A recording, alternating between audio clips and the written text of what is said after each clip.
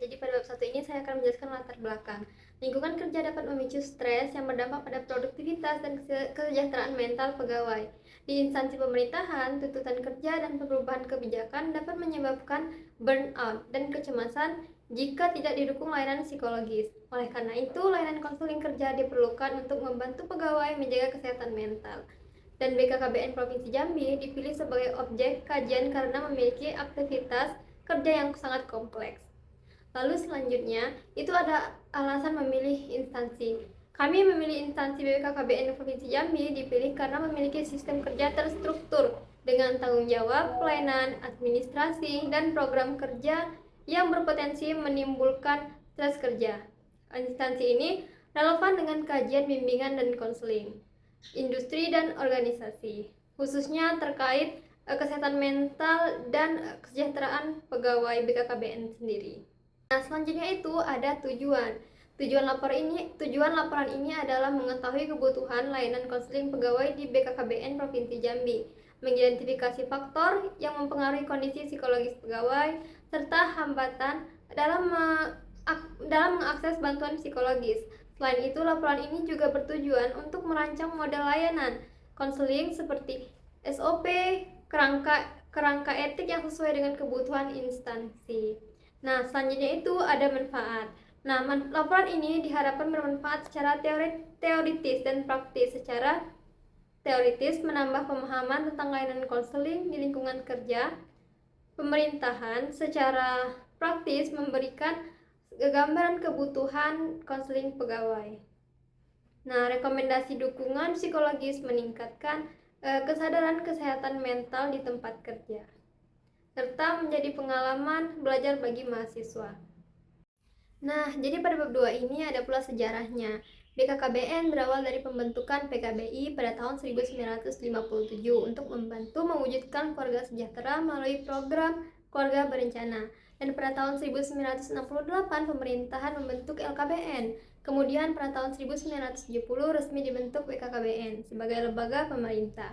Seiring perkembangan, tugas BKKBN semakin meluas, dari pengendalian kelahiran menjadi pembangunan keluarga dan pengendalian penduduk. Saat ini BKKBN berfokus pada peningkatan kualitas keluarga dan kesejahteraan masyarakat melalui program kependudukan dan pembangunan keluarga.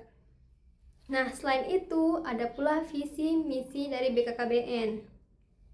BKKBN memiliki visi mewujudkan keluarga berkualitas dan pertumbuhan pembentukan yang seimbang. Untuk mencapainya, BKKBN menjalankan program pengendalian penduduk, keluarga berencana, pembangunan keluarga, peningkatan kemitraan, inovasi teknologi, serta penguatan kualitas aparatur, seperti itu. Oke teman-teman, jadi pada slide ini itu ada struktur organisasi. Nah, ditampilkan struktur organisasi tim kerja perwakilan BKKBN Provinsi Jambi tahun anggaran 2026. Struktur ini menunjukkan pembagian tugas, jabatan, dan koordinasi kerja dalam pelaksanaan program di lingkungan BKKBN Provinsi Jambi. Kepala perwakilan berperan sebagai pemimpin utama yang dibantu oleh sekretaris, serta berbagai tim kerja untuk mendukung pelaksanaan program dan pelayanan organisasi secara efektif. Lalu ada tim kerja perwakilan BKKBN Provinsi Jambi. Slide ini menjelaskan pembagian tim kerja di lingkungan BKKBN Provinsi Jambi. Setiap tim memiliki bidang tugas dan fungsi masing-masing yang berbeda-beda, mulai dari perencanaan, pengelolaan data, pengembangan SDM, dan pengawasan birokrasi hingga humas dan pelayanan publik. Pembagian tim kerja ini bertujuan agar setiap program dan kegiatan dapat berjalan lebih terstruktur, terarah, dan optimal sesuai tugas masing-masing bidang. Seperti itu, teman-teman. Nah, selanjutnya itu ada tugas dan fungsi dari BKKBN. Berdasarkan peraturan BKKBN nomor 11 tahun 2020, BKKBN bertugas melaksanakan pemerintahan di bidang pengendalian penduduk dan keluarga berencana. Fungsinya meliputi perumusan kebijakan, pelaksanaan program, komunikasi dan edukasi masyarakat, pembinaan, pemantauan, serta evaluasi program. Selain itu, BKKBN juga menyelenggarakan pelatihan, penelitian, pengelolaan administrasi, dan aset negara, pengawasan, serta pelaporan terkait program kependudukan dan keluarga berencana. Nah, lalu ada pula permasalahan pegawai di lingkungan kerja. Pegawai BKKBN Provinsi Jambi dapat mengalami berbagai masalah kerja yang memengaruhi kesehatan mental dan juga kinerja, seperti stres kerja, burnout, konflik antar pegawai, penurunan motivasi, serta kesulitan adaptasi, sehingga membuat ketidakseimbangan work-life balance. Karena itu, layanan konseling diperlukan untuk membantu menjaga kesehatan mental dan kesejahteraan produktivitas pegawai. Ada pentingnya layanan konseling di BKKBN Provinsi Jambi. Layanan konseling di instansi pemerintahan diperlukan untuk membantu pegawai mengatasi permasalahan pribadi maupun pekerjaannya, seperti stres kerja, konflik, burnout, dan penurunan motivasi. Melalui layanan ini diharapkan kesehatan mental, kesejahteraan kerja, produktivitas, dan kualitas pelayanan pegawai dapat meningkat. Nah, selanjutnya itu ada hasil need assessment layanan konseling pegawai BKKBN Provinsi Jambi. Menentukan layanan konseling untuk membantu mengatasi stres kerja, burnout, konflik kerja, serta meningkatkan motivasi dan keseimbangan kerja. Berdasarkan hasil need assessment, dikembangkan model Corporate Counseling and Support Management atau CCSM yang mencakup layanan konseling, wellness program, pengembangan karir, dan rujukan profesional sesuai kebutuhan pegawai. Oke, baik. Pada bab 3 ini mengenai studi komparatif model layanan konseling. Yang pertama itu mengenai pengertian EAP. Nah, Employee Assistance Program adalah program bantuan pegawai untuk membantu mengatasi masalah pribadi maupun pekerjaan yang memengaruhi kesehatan mental, kesejahteraan, dan produktivitas kerja. Layanan EAP sendiri meliputi konseling, asesmen, rujukan profesional, manajemen stres, dan wellness program. Oke, baik. Jadi yang kedua ini mengenai dokumen pembanding yang digunakan. Jadi kelompok menggunakan beberapa dokumen sebagai dasar analisis. Yang pertama itu ada New York State Employee Assistance Program Manual, kemudian yang kedua itu ada Great Northern Laundry Employee Collective Agreement. Oke, baik. Berikutnya mengenai perbandingan pelaksanaan layanan konseling pada dua dokumen tersebut. Yang pertama, perbandingan tujuan layanan. Nah, pada dokumen New York State Employee Assistance Program atau EAP, layanan konseling berfokus pada kesehatan mental, kesejahteraan, dan produktivitas kerja pegawai. Sementara itu, pada Great Northern Laundry Employee Collective Agreement, layanan konseling lebih menekankan pembinaan perilaku kerja dan kedisiplinan pegawai. Dengan demikian, EAP berorientasi pada employee wellness, sedangkan Great Northern Laundry lebih berorientasi pada kepatuhan dan perilaku kerja. Oke, yang kedua yaitu mengenai perbandingan struktur organisasi layanan. Struktur layanan pada EAP disusun secara lebih lengkap dan profesional karena melibatkan EAP Commit, kemudian koordinator layanan, kemudian perwakilan wilayah, kemudian serikat pekerja, manajemen, dan advisor board. Nah, hal ini menunjukkan bahwa layanan konseling menjadi bagian penting dalam sistem organisasi. Sebaliknya, struktur layanan pada Great Northern Laundry lebih sederhana karena hanya melibatkan supervisor, kemudian HR, dan manajemen perusahaan sebagai bagian dari pembinaan pegawai. Berikutnya mengenai perbandingan jenis layanan. Nah, EAP menyediakan layanan yang lebih luas seperti asesmen, rujukan profesional, wellness program, krisis respon, pelatihan kesehatan mental, serta layanan keseimbangan kerja dan keluarga. Sedangkan Great Northern Laundry lebih berfokus pada konseling disiplin kerja, pembinaan perilaku, evaluasi kinerja, dan monitoring perubahan perilaku pegawai. Nah, pada perbedaan ini menunjukkan bahwa EAP lebih berorientasi pada kesehatan mental dan kesejahteraan pegawai.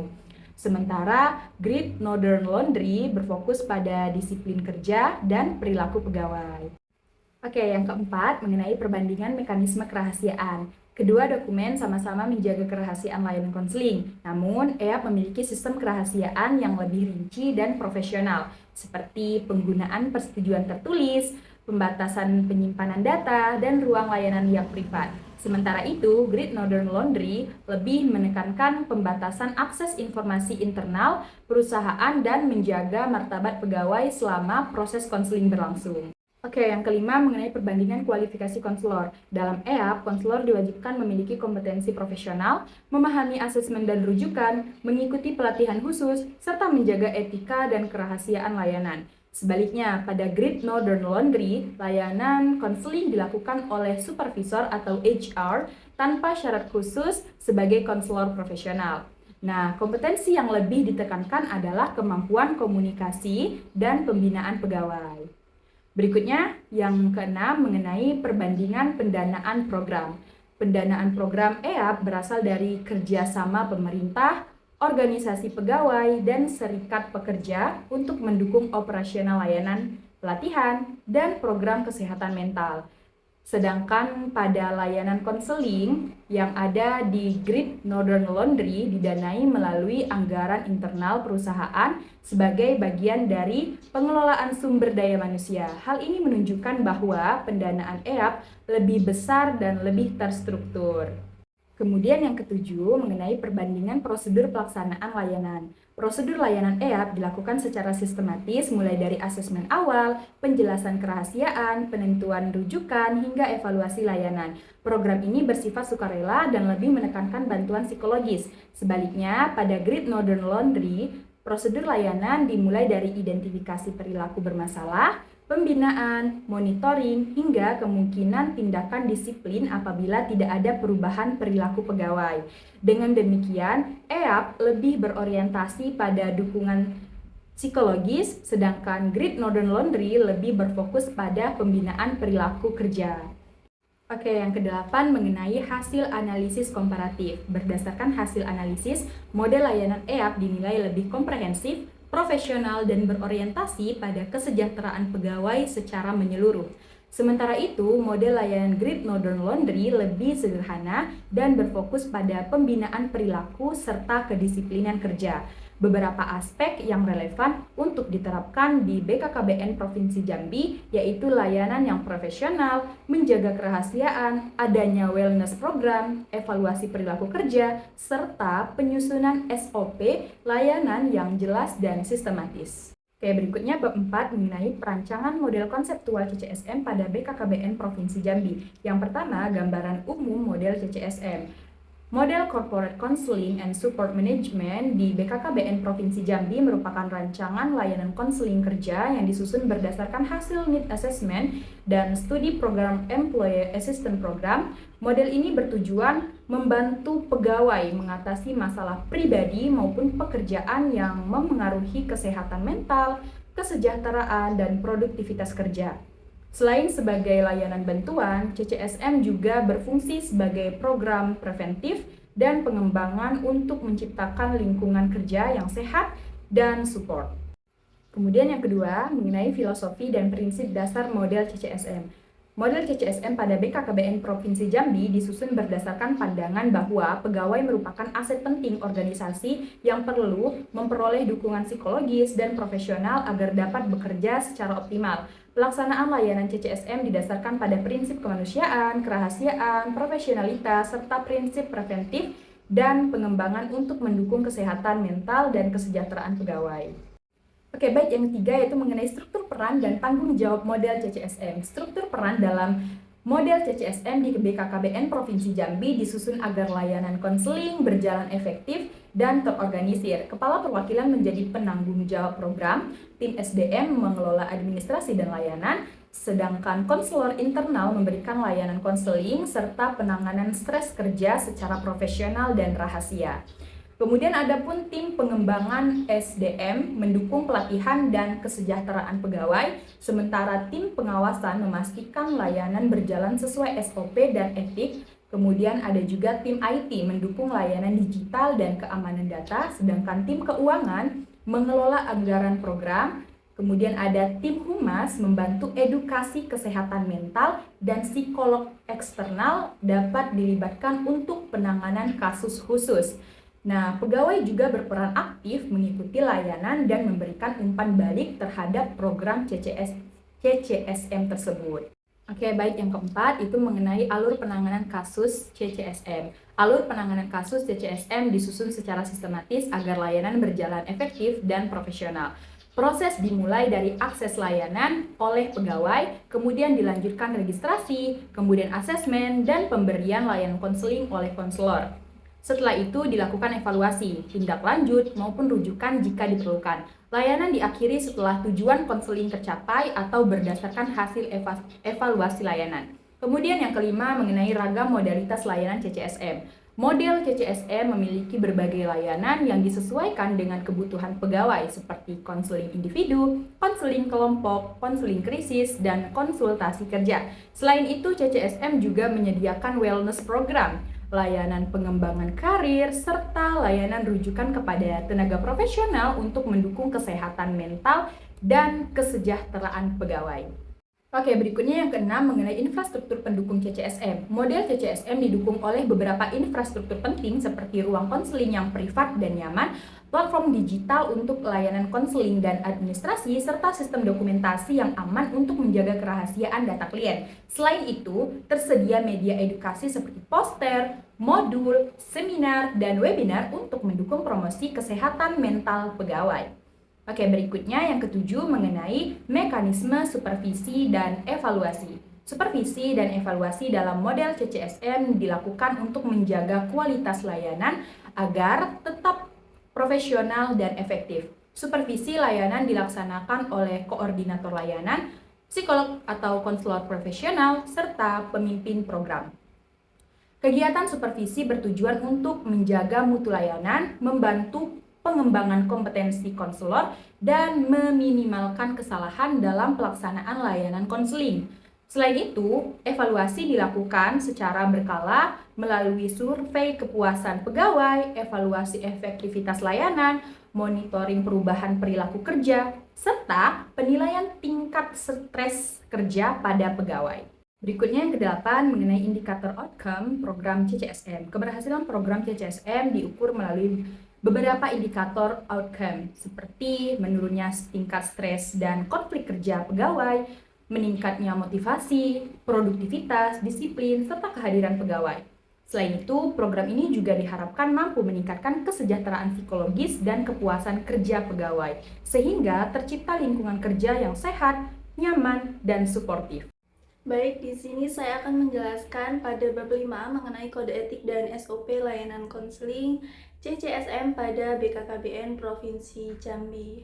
Yang pertama, itu mengenai kode etik APKIN. Kode etik APKIN merupakan pedoman bagi konselor dalam memberikan layanan secara profesional dan bertanggung jawab.